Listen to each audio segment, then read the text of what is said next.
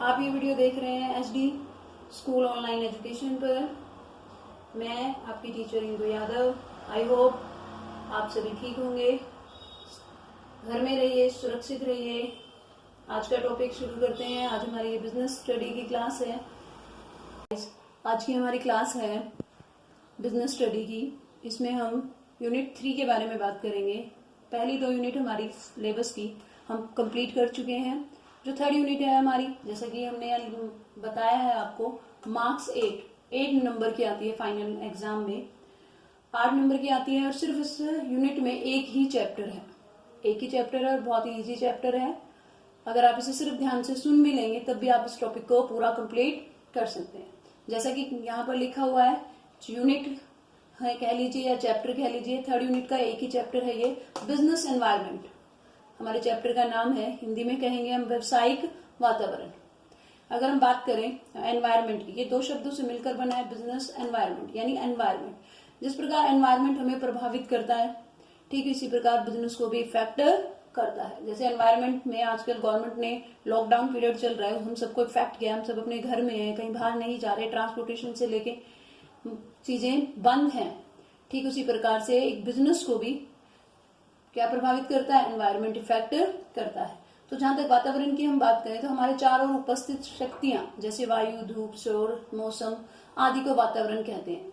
इनसे हम प्रभावित होते हैं, सुख दुख मिलते हैं। जैसे सर्दियां आएंगी तो हमें सर्दी के कपड़े वगैरह चाहिए होते हैं, हमें तैयारी करनी पड़ती है। गर्मियां आते ही हमें कूलर, एसी के लिए प्रिपेयर रखना पड़ता है। ठीक ऐसे ही व्यवसाय को भी वातावरण क्या करता है, इफेक्ट करता है। अगर हम व्यवसाय को वातावरण के साथ इंक्लूड करते हैं तो क्या हो जाएगा, एक व्यवसाय को प्रभावित करने वाले घटकों के योग को व्यवसायिक वातावरण कहते हैं।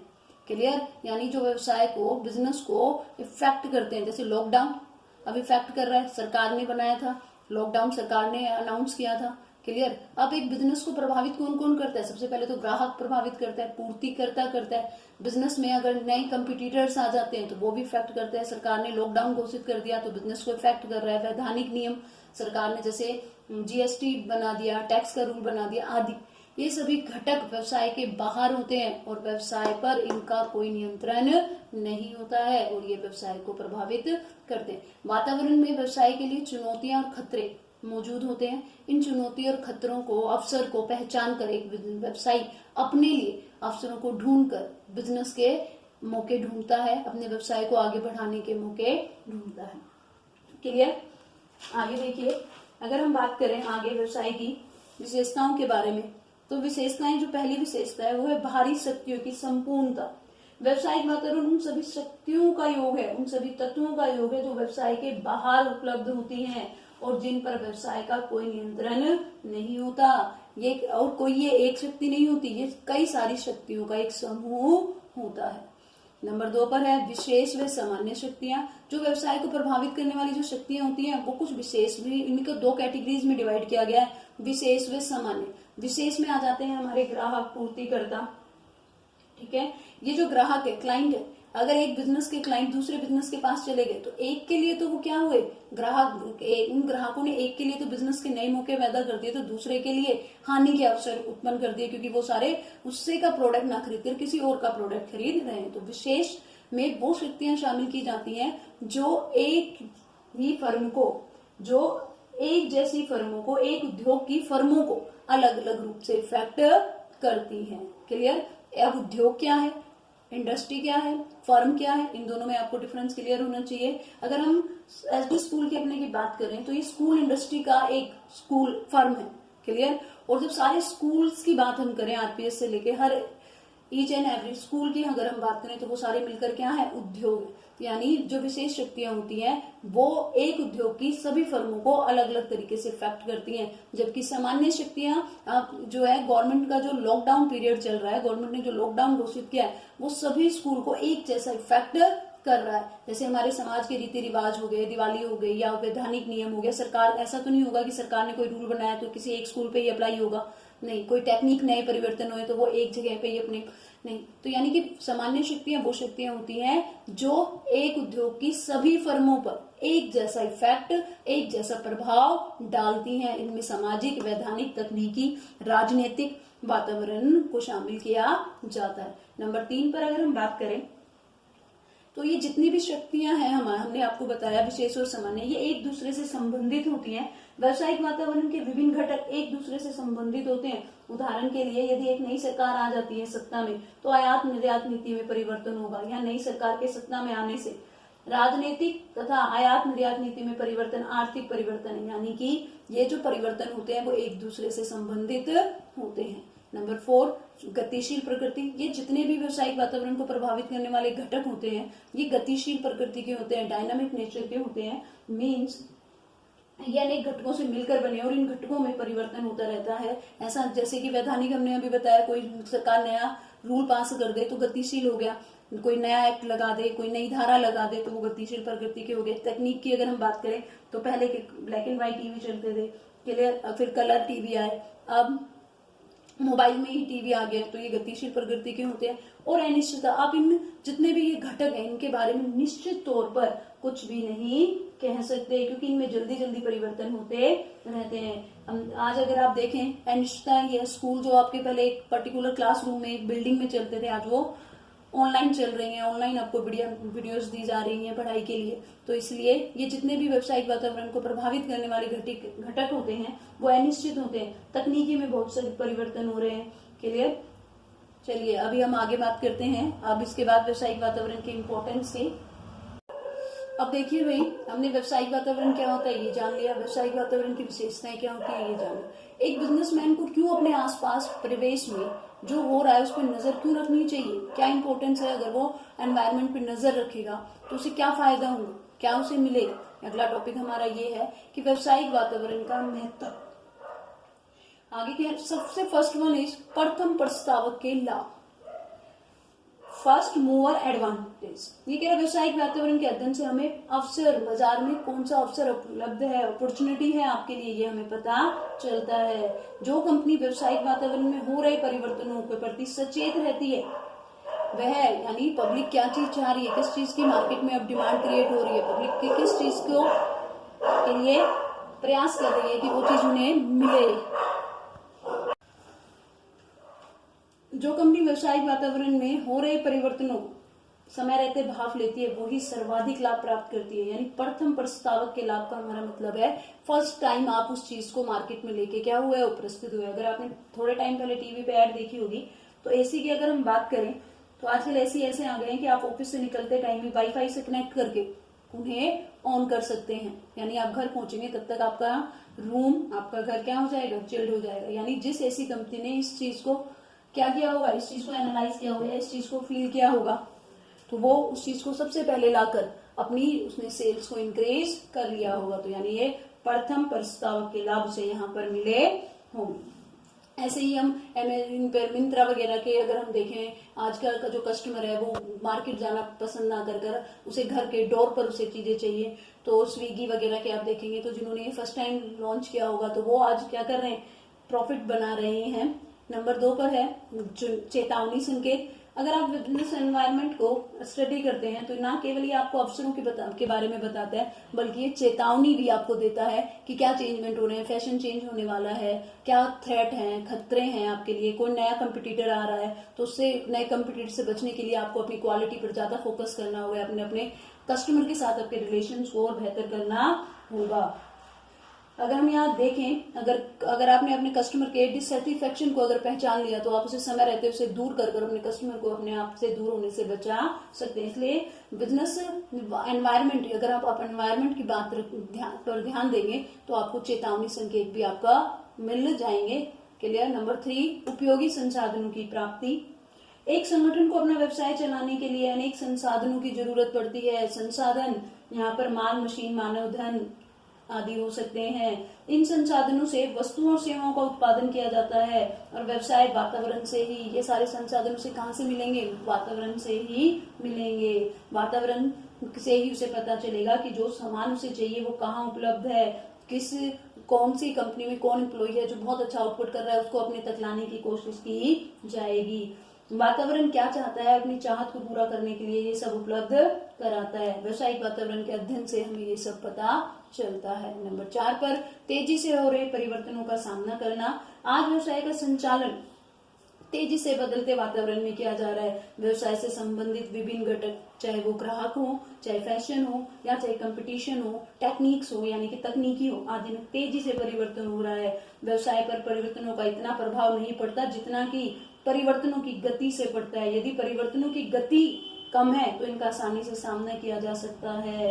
और इनका सामना कब कर सकते हो? जब आप अपने परिवेश में यानी अपने चारों ओर जो तेजी से परिवर्तन हो रहे हैं उन पर नजर रखते हैं। क्लियर? नंबर 5 पर नियोजन व नीति में सहायक। व्यवसायिक वातावरण की जानकारी नियोजन व नीति बनाने में सहायक का आधार प्रस्तुत करती है। नियोजन मीन्स प्लान करने में। क्लियर? आगे देखिए, उदाहरण के लिए आईटीसी होटल ने व्यवसायिक वातावरण के अध्ययन करने के उपरांत ही महसूस किया कि इंडिया में अच्छी क्वालिटीज के होटल की बहुत कमी है। तो उन्होंने एनालाइज किया कि इसका स्कोप इंडिया में अच्छा है, तो विशेषकर भारत में इसका भविष्य उज्जवल है। सरकार भी अनेक कारणों से रोजगार में वृद्धि के अवसरों से इनमें इन्वेस्ट करने में रुचि रखती है। इन सभी जानकारियों के आधार पर ही आईटीसी होटल ने अपना नियोजन किया यानी प्लानिंग की इंडिया में अपने होटल्स की श्रृंखला खोलने की।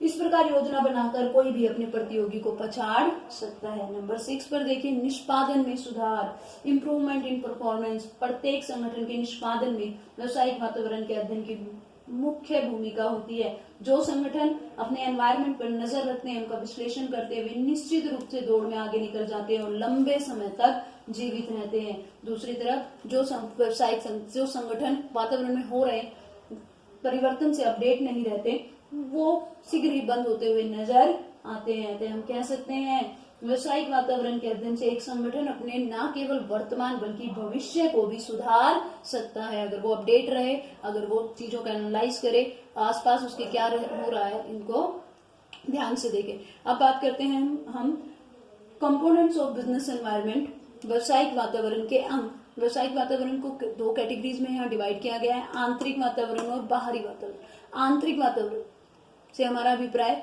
वो वातावरण है जो व्यवसाय के अंदर मौजूद है। इसका अभिप्राय उन घटकों से है जो व्यवसाय को प्रभावित करते हैं और व्यवसाय के अंदर उपस्थित रहते हैं और व्यवसाय के पूरे नियंत्रण में होते हैं। आप इन्हें जैसे चाहें वैसे कर सकते हैं। जैसे एक बिजनेसमैन का एक फैक्ट्री है, उस फैक्ट्री के अंदर जो हो रहा है, कितने एम्प्लॉई हैं, उस फैक्ट्री का उद्देश्य क्या है, कितना उत्पादन करेंगे, उत्पादन की प्रणाली क्या होगी, यानी कि प्रणाली मीन्स अब वो मशीन की सहायता से बनाएंगे, क्लियर, या श्रम प्रणाली रहेंगे, या मजदूरों के द्वारा वो प्रोडक्ट बनाया जाएगा, उनकी नीतियां क्या होंगी, किसको कब प्रमोट करेंगे, कितने वर्कर का इंटरव्यू रखना है, कैसे क्या काम कराना है, ये सारी की सारी इन पर व्यवसाय के मालिक का पूरा नियंत्रण है। वो जैसा चाहे कर सकता है, इसलिए इन्हें आंतरिक वातावरण में शामिल किया जाता है। क्लियर? आंतरिक वातावरण क्योंकि पूरे तरीके से नियंत्रण में होता है व्यवसाय के मालिक के या व्यवसाय के या संगठन के, इसलिए इसके अध्ययन पर ज्यादा, इस यूनिट में इसके अध्ययन पर ज्यादा फोकस नहीं किया जाता। ज्यादा फोकस किस पे किया जाता है? बाहरी वातावरण। क्यों? क्योंकि बाहरी वातावरण पर हमारा कोई नियंत्रण नहीं होता है। कुछ घटक ऐसे भी होते हैं जो व्यवसाय के बाहर मौजूद है, ये पर व्यवसाय का कोई नियंत्रण नहीं है। बाहरी वातावरण के अध्ययन के लिए इन घटकों की जानकारी होना जरूरी है। हाँ भाई, अभी हम बात कर रहे थे कंपोनेंट्स ऑफ बिजनेस एनवायरनमेंट्स, यानी व्यवसायिक वातावरण के अंग, आंतरिक वातावरण और बाहरी वातावरण। आंतरिक वातावरण के बारे में हमने रीड कर लिया, जो व्यवसाय के अंदर मौजूद होता है, ये पूरी तरह से बिजनेस के कंट्रोल में रहता है, एक संगठन के कंट्रोल में रहता है। इस यूनिट में ज्यादा फोकस किस पर किया गया? बाहरी वातावरण पर किया या एक्सटर्नल एनवायरनमेंट पर, जो व्यवसाय के बाहर मौजूद है। क्लियर? बाहर जो मौजूद है उन पर व्यवसाय का कोई नियंत्रण नहीं होता है। नियंत्रण की दृष्टि से अगर हम बात करें तो कोई नियंत्रण नहीं होता है। नियंत्रण की दृष्टि से इन्हें फिर 2 भागों में बांटा गया है। फर्स्ट वन है सूक्ष्म वातावरण, सेकंड वन है समष्टि वातावरण। सूक्ष्म वातावरण अथवा इसका दूसरा नाम, जो सूक्ष्म वातावरण का दूसरा नाम है, वो है माइक्रो एनवायरनमेंट। क्रियात्मक वातावरण यानी ऑपरेटिंग एनवायरनमेंट। क्लियर? सूक्ष्म वातावरण, क्रियात्मक वातावरण, ये दोनों ही इसी के नाम है। समष्टि वातावरण यानी मैक्रो एनवायरनमेंट अथवा सामान्य वातावरण यानी जर्नल एनवायरनमेंट, ये इनके डिफरेंट नाम। अब इनकी बात करें तो सूक्ष्म वातावरण क्या है? जैसे कि नाम से ही क्लियर, सूक्ष्म, छोटा। क्लियर? ये कह रहे हैं सूक्ष्म वातावरण का अभिप्राय ऐसे वातावरण से है जिसके अंतर्गत उन घटकों को शामिल किया जाता है जिनसे व्यवसाय का नजदीक का संबंध होता है। अर्थात ये घटक प्रत्येक व्यवसायिक इकाई को अलग अलग ढंग से प्रभावित करते हैं। नजदीक का संबंध, क्रियात्मक यानी ऑपरेट करते हैं हम इनके साथ, किसी ना किसी तरीके से कनेक्ट होते हैं, हम जुड़े हुए होते हैं। क्लियर? क्या बताया हमने आपको? इसका अभिप्राय उन बाहरी घटकों से है जिनका व्यवसाय के साथ नजदीक का रिलेशन होता है तथा ये घटक प्रत्येक इकाई को अलग अलग ढंग से प्रभावित करते हैं। तो कौन है? फर्स्ट वन इज ग्राहक। एक व्यवसाय के कई तरह के ग्राहक हो सकते हैं। हाउस होल्ड हो सकता है, गवर्नमेंट उसकी ग्राहक हो सकती है, इंडस्ट्री उसकी ग्राहक हो सकती है और कॉमर्शियल एंटरप्राइजेस भी उसके कस्टमर हो सकते हैं। ग्राहकों के प्रकार का व्यवसाय पर बहुत प्रभाव पड़ता है। अगर एक बिजनेस कर रहे हैं आप और आपका एक इंडस्ट्री, मान लीजिए एक उद्योग को आप सप्लाई कर रहे हैं, अगर सिर्फ आपका एक ही कस्टमर है, सिर्फ वो एक ही आपका कस्टमर है, अगर आप उसे सप्लाई करें, अगर किसी कारणवश अगर वो आपसे नाराज हो गया, अगर उसने आपकी सप्लाई को लेना बंद कर दिया, आपसे गुड्स खरीदना बंद कर दिया, आप कहाँ जाएंगे? इसलिए कहा गया है जो आपके ग्राहक हैं उसमें वैरायटी होनी चाहिए, आपको कई ग्राहक होने चाहिए। आप थोड़ा सामान इंडस्ट्री को भी बेचिए, थोड़ा गृहस्थ को भी बेचिए, थोड़ा सरकार को भी बेचिए। क्लियर? इससे स्पष्ट होता है कि ग्राहक व्यवसाय को प्रभावित करते हैं, अतः एक फर्म की कोशिश होनी चाहिए उनके ग्राहकों के अनेक प्रकारों की, अगर समय रहते अगर किसी ग्राहक के साथ अगर थोड़ी बहुत अनबन भी हो जाती है तो दूसरे ग्राहक के साथ डील कर कर वो बिजनेस में बना रह सके, यानी मार्केट में बना रह सके। ठीक, ऐसे ही पूर्तिकर्ता, सप्लायर्स की बात करें हम तो पूर्तिकर्ता जिनसे हम कच्चा सामान खरीदते हैं, कचरा मटेरियल हम परचेज करते हैं, फिर उसे फिनिश गुड में कन्वर्ट करके हम बेचते हैं, वो भी कभी भी हमारा एक नहीं होनी चाहिए, एक से ज्यादा होने चाहिए। क्लियर? क्यों नहीं चाहिए? क्योंकि अगर किसी कारणवश उसके साथ हमारा झगड़ा वगड़ा हो जाएगा, उसने अचानक से हमें सप्लाईज देना बंद कर दिया तो हम कहाँ जाएंगे, कहाँ से आएंगे? अगर 2-3 सप्लायर होंगे हमारे तो हम उनसे वो चीजें अरेंज कर सकते हैं। इसलिए सप्लायर भी बिजनेस को प्रभावित करते हैं।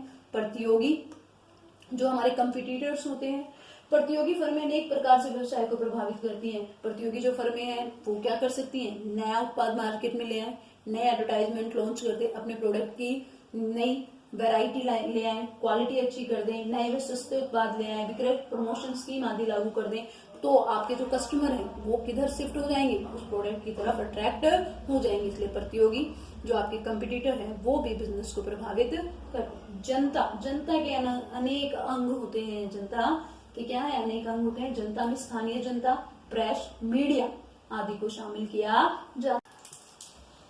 हम बात कर रहे थे पब्लिक की, तो पब्लिक के अनेक अंग हैं, स्थानीय जनता, प्रेस आदि। जनता के इन अंगों का व्यवहार व्यवसायिक इकाई को प्रभावित करता है। मान लीजिए स्थानीय जनता किसी स्थापित फर्म का विरोध करने लग जाए तो उसका कारोबार, जिसका कारोबार अधिक शोर शराबा वाला हो, नदियों में अपना वेस्टेज डालने वाला हो। क्लियर? ठीक इसी प्रकार अगर मीडिया किसी कंपनी के द्वारा कोई अच्छा समाचार देने से उसके अंशों के बाजार भाव में वृद्धि हो जाती है, यानी पब्लिक की अगर आपके बारे में राय पॉजिटिव है तो आपके बिजनेस को क्या मिलती है? ग्रोथ मिलती है। अगर वो नेगेटिव हो जाती है तो वो भी सही नहीं है। अगर मीडिया आपके बारे में नेगेटिव कमेंट लिखने लग जाए तो आपकी ग्रोथ जो है बिजनेस की वो रुक जाएगी। नंबर 5 पर आते हैं हमारे विपणन मध्यस्थ। एक व्यवसायिक इकाई को बिजनेस को बढ़ाने के लिए विपणन मध्यस्थों की अहम भूमिका होती है। विपणन मध्यस्थ वो लोग होते हैं जो उत्पादन करता है, जो निर्माता है, जो उससे लेकर उसका प्रोडक्ट अंतिम उपभोक्ता तक, यानी आप तक या हम तक जिन्हें वो प्रोडक्ट चाहिए पहुंचाते हैं। अब सोचिए ये जो विपणन मध्यस्थ है इनमें कौन आ जाएगी? इसमें हमारे नियर बाय जो दुकानदार हैं वो आ गए, मिडेटर्स यानी थोक व्यापारी, फुटकर व्यापारी, ये इनमें शामिल होते हैं। एजेंट हो गया हमारा। उदाहरण के लिए कंपनी अपना माल एजेंट की सहायता से बेचती है और यदि किसी कारणवश सभी एजेंट कंपनी से नाराज हो जाए और कंपनी का माल न बेचे तो कंपनी के लिए ये एक बड़ा घाटा पैदा कर सकते। यानी अगर आप देख रहे हैं सूक्ष्म वातावरण में हमारे 5 घटक हमने लिए हैं, उनमें 1 इज ग्राहक, पूर्तिकर्ता, प्रतियोगी, जनता, विपणन मध्यस्थ है। ये सभी के सभी एक उद्योगों की सभी फर्मों को अलग अलग तरीके से प्रभावित करते हैं। यानी एक फर्म का अगर मान लीजिए एक फर्म का एक सप्लायर अगर उससे नाराज हो गया तो वो उसके लिए खतरा बनेगा, बाकियों के लिए नहीं। इसलिए इन सभी को सूक्ष्म वातावरण में इंक्लूड किया जाता है। ये बिजनेस को इफेक्ट तो करते हैं लेकिन एक के लिए खतरा तो दूसरे के लिए एक के लिए खतरा तो दूसरे के लिए अवसर उत्पन्न करते हैं, इसलिए इसे सूक्ष्म वातावरण कहा गया है। क्रियात्मक इसलिए कहा गया है क्योंकि इन पांचों के साथ बिजनेस किसी न किसी रूप से, डायरेक्ट रूप से इनके साथ टच में रहता है, ऑपरेट करता है, इनके साथ संचालन करता है। अब बात करते हैं हम समष्टि वातावरण की। समष्टि वातावरण यानी सामान्य वातावरण।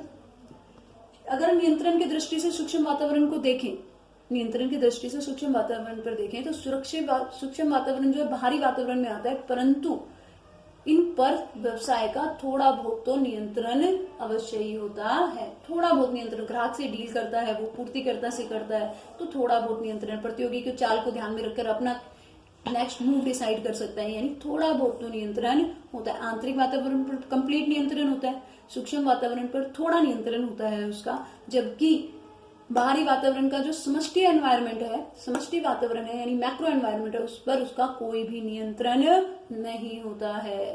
क्लियर। और इसमें होने वाले चेंजेस में जो है वो एक उद्योग की सभी फर्मों पर एक जैसा इफेक्ट डालते हैं। क्लियर। कह रहे समष्टि वातावरण का अभिप्राय ऐसे वातावरण से है जिसके अंतर्गत उन घटकों को शामिल किया जाता है जिनके साथ व्यवसाय का दूर का संबंध होता है, न केवल दूर के संबंध होता है, और इन पर नियंत्रण भी नहीं होता है। क्लियर। व्यवसाय का इन पर कोई नियंत्रण नहीं होता है। इनमें बात करें तो सबसे फर्स्ट वन इज आर्थिक एनवायरनमेंट। किसी भी देश का आर्थिक वातावरण आर्थिक प्रणाली, आर्थिक नीति और आर्थिक दशाओं से मिलता है। आर्थिक प्रणाली की बात करें तो हमारे देश की प्रणाली कैसी है? मिश्रित प्रणाली है। यहाँ पर निजी क्षेत्र, सरकारी क्षेत्र, प्राइवेट सेक्टर और पब्लिक सेक्टर दोनों पाए जाते हैं। आर्थिक नीतियों की बात करें तो जैसे टैक्स नीति हो गई, हमारी इंडस्ट्री पॉलिसी हमारी हो गई, आयात निर्यात नीति हमारी हो गई, ये है। आर्थिक वातावरण भी व्यवसाय को प्रभावित करता है।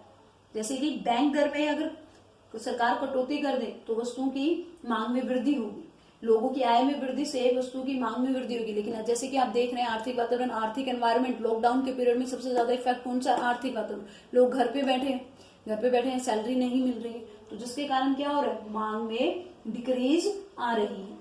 क्लियर। सामाजिक वातावरण की बात करें अब हम, इसका अभिप्राय उस समाज की सभी विशेषताओं से जिसमें संगठन स्थापित होते हैं। सामाजिक वातावरण की शक्तियां क्या है? परंपराएं हो गई, हमारे मूल्य हो गए, हमारे सामाजिक प्रवृत्तियां हो गई, फैशन, इच्छाएं, आकांक्षाएं, शिक्षा का स्तर आदि का समूह होता है सामाजिक वातावरण। ये सभी शक्तियां व्यवसाय को प्रभावित करती हैं। एक व्यवसाय को, एक बिजनेसमैन को अपने सामाजिक वातावरण में हो रहे चेंज से अपडेट होना पड़ता है, वो इनकी अनदेखी नहीं कर सकता। अगर आप बात करें मूल्यों की, स्वतंत्रता, सामाजिक न्याय आदि मूल्य हो सकते हैं। हमारे परंपराएं हैं की बात करें तो दिवाली के टाइम पे आप देखते हैं हर कोई ज्यादा शॉपिंग करता है, तो ये सामाजिक। कनातों की हम बात करें तो यहाँ पर बहुत सारे लोग आज भी कनातों में नई चीजों को खरीदना पसंद नहीं करते, तो सामाजिक रीति रिवाज हमारे बिजनेस को इफेक्ट करते हैं। एक बिजनेसमैन को सामाजिक रीति रिवाज पर या समाज में हो रहे परिवर्तनों पर क्या ध्यान देना चाहिए। थर्ड है हमारा तकनीकी वातावरण। तकनीकी वातावरण भी बिजनेस को इफेक्ट करता है। टेक्निक की अगर हम बात करें तो पहले हाथों से काम होता था, आज के टाइम में सारा काम मशीनरी से होने लगा है, तो तकनीकी वातावरण भी बिजनेस को इफेक्ट करता है। मान लीजिए बाजार में टेलीविजन आने से सिनेमा और रेडियो उद्योगों पर विपरीत प्रभाव पड़ा। बाजार में फोटोस्टेट मशीन आने से, जब से फोटोस्टेट और प्रिंटर मशीन आने से कार्बन पेपर व्यवसाय पर प्रभाव पड़ा। प्रिंटर आने से फोटोस्टेट जो मशीनें हैं उनके बिजनेस पर विपरीत प्रभाव पड़ा। डिजिटल घड़ियां ने परंपरागत घड़ियों का स्थान ले लिया। अब मोबाइल में घड़ियां हैं तो मोबाइल ने घड़ियों का डिजिटल जो ऊंचाई थी उनकी जगह ले ली। तो टेक्निक भी बिजनेस को प्रभावित करती है। टेक्निक में जो जो चेंज होने हैं, एक बिजनेस को अपने आप को टाइम टू टाइम रहते हुए अपनी टेक्निक को अपडेट करते रहना चाहिए। ठीक है। ऐसे ही राजनीतिक वातावरण भी बिजनेस को प्रभावित करता है। क्लियर। जैसे आप देखेंगे कि जब 1977 में जनता पार्टी की सरकार आई थी तो उन्होंने एमएनसीज के विरुद्ध, यानी मल्टीनेशनल जो कंपनी थी उनके विरुद्ध अभियान छेड़ दिया था। बहुत सारी एमएनसीज को, कोका कोला, आईबीएम को भारत छोड़कर जाना पड़ा।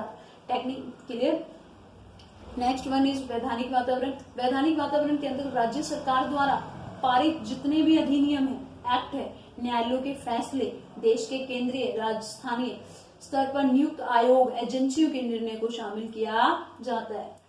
क्लियर। इसका अभिप्राय सरकार द्वारा पारित सभी अधिनियम, न्यायालयों के फैसलों, देश में नियुक्त विभिन्न आयोगों व एजेंसियों के निर्णय से होता है। वैधानिक वातावरण भी कि बिजनेस को अफेक्ट करता है। जैसे जीएसटी की अगर हम बात करें तो गवर्नमेंट ने नया जीएसटी फॉर्म लागू किया, जीएसटी जो लाया गुड एंड सर्विस टैक्स, तो सभी बिजनेस को इसके अकॉर्डिंग डील करना पड़ेगा। तो समष्टि वातावरण के जितने भी 5 घटक हमने बताए कि पांचों के पांचों बिजनेस को क्या करते हैं, इफेक्ट करते हैं। Thank you.